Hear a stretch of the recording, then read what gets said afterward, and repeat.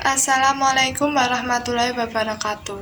Perkenalkan, nama saya Putri Umairah dari Prodi Reka Medik dan Informasi Kesehatan Politeknik Kesehatan Bakti Mulia. Di video kali ini saya akan mereview materi perkuliahan tentang komponen sistem basis data. Baiklah, mari kita mulai. 1. Perangkat keras atau hardware. Perangkat keras yang biasanya terdapat dalam sebuah sistem adalah komputer. 1 untuk sistem yang stand-alone atau lebih dari 1 untuk sistem jaringan. Perangkat komunikasi untuk sistem jaringan. Memori sekunder yang online atau HDD. Lalu ada memori sekunder atau offline, tape atau removable disk untuk keperluan backup data. 2. Sistem operasi atau operating system. Secara sederhana, sistem operasi merupakan program yang mengaktifkan atau memfungsikan sistem komputer, mengendalikan seluruh sumber daya atau resource dalam komputer, dan melakukan operasi-operasi dasar dalam komputer untuk melakukan operasi I/O, pengelolaan file, dan lain-lain. Sejumlah sistem operasi yang banyak digunakan seperti adalah MS-DOS, MS Windows 3.1, MS Windows 95, Microsoft Windows 98, untuk komputer standalone atau untuk komputer client dalam sistem jaringan atau novel network. Microsoft Windows NT, Unix, dan Sun Solaris untuk komputer server dalam sistem jaringan.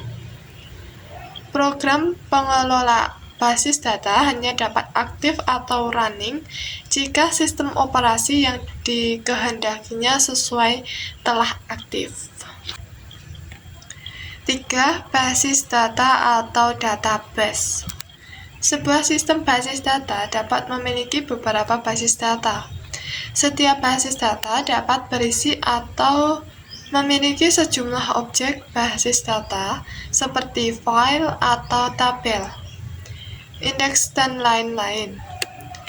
Di samping berisi atau menyimpan data, setiap basis data juga mengandung atau menyimpan definisi struktur baik untuk basis data maupun objek secara detail.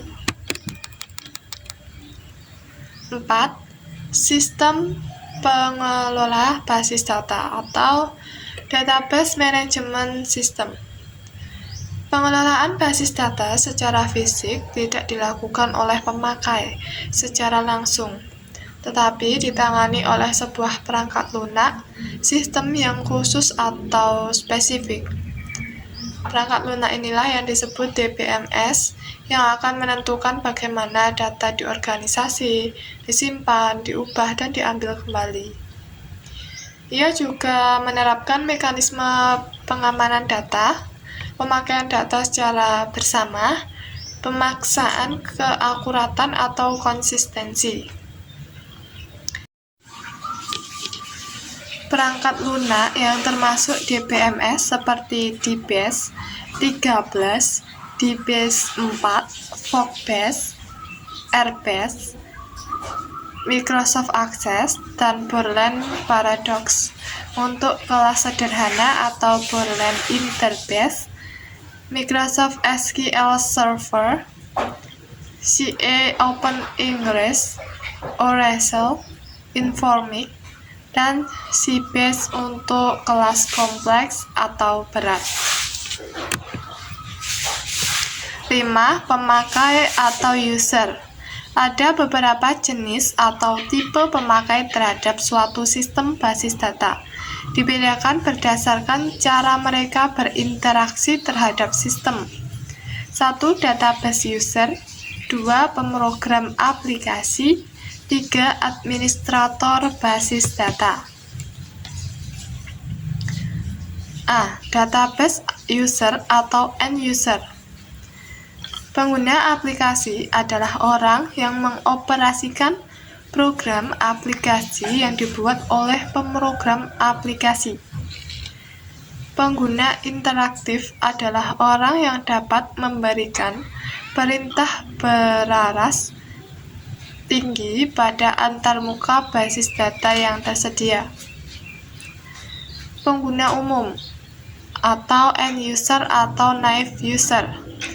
Pemakai yang berinteraksi dengan sistem basis data melalui pemanggilan satu program aplikasi permanen atau executable program yang telah ditulis atau disediakan sebelumnya. Pemakai mahir atau casual user. Pemakai berpengalaman yang berinteraksi dengan sistem tanpa menulis modul program. Mereka menyatakan query untuk akses data dengan bahasa query yang telah disediakan oleh suatu DBMS. Programmer aplikasi.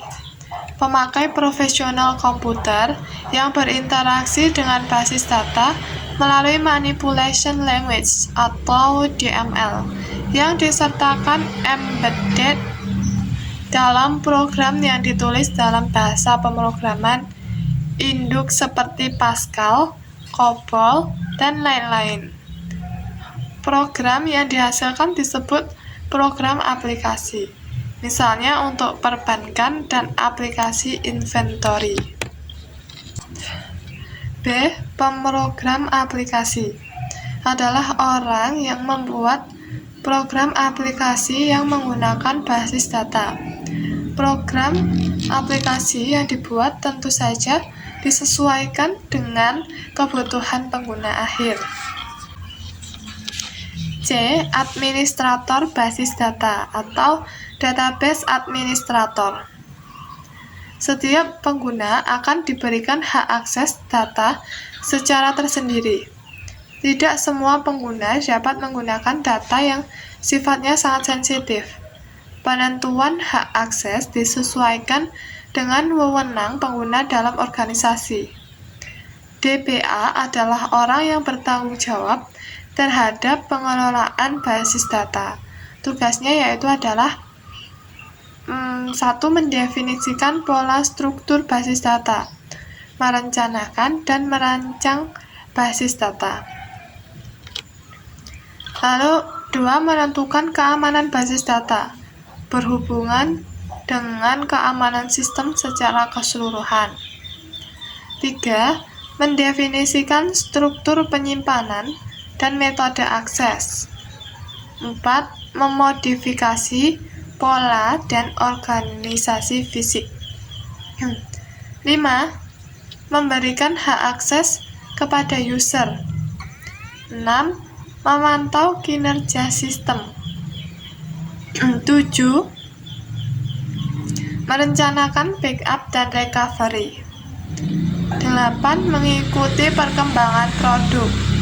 Termasuk di dalam database administrator adalah user khusus atau specialist user. Pemakai yang menulis aplikasi basis data non-konvensional tetapi untuk keperluan-keperluan khusus seperti untuk aplikasi AI, sistem bakar, pengolahan citra, dan lain-lain, yang bisa saja menangani basis data dengan tanpa DBMS yang bersangkutan. 6. Aplikasi perangkat lunak lain.